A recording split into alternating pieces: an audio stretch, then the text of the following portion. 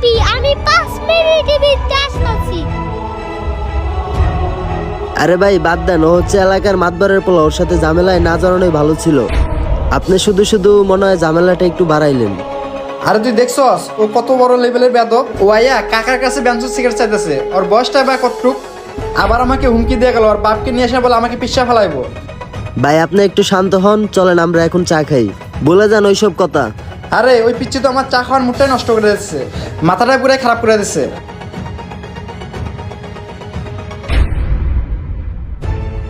এখানে আমার পোলার গায়ে হাত দিছে কেন? আব্বা ওই মা সরা ওরে ইচ্ছা মতন গারাও। জি আমি ওকে মারছি। তোমার এত বড় সাহস, তুমি আমার পোলার গায়ে হাত দাও? তুমি এই সাহস পেলে কোথায়? আমি হইলাম এই এলাকার মাতবর, আমার ছেলের গায়ে যে হাত দিবা আমি তোর হাত ভেঙে ফেলবো। আব্বা দাও আর কান পাশে দুটো লাগাই দাও। এই বেয়া, আমার পোলার চোখের দিকে তাকায় কেউ কথা বলবার সাহস করা, আর তুমি তোমার এত বড় কলিজা, তুমি আমার পোলার গায়ে হাত দিছো। আরে ভাই হ্যাঁ কি বলতে চাই এর কথাটা একটু শুনেন। আপনার ছেলে বেদবি করছে তাই উনি আপনার ছেলেরে থাপুর দিছে। ভুলটা কিন্তু ভাই শুরুতে আপনার ছেলেরই ছিল। জীবন ভাই বলেন না কেন ওনার ছেলে আপনার সাথে কি করছে? কি করছে আমার ছেলে? কও আমাকে। ভাই দেখেন এইভাবে মাথা গরম করেন না। আপনার ছেলে কোন ক্লাসে পড়ে? হয়তো বা ক্লাস 2 এ পড়ে।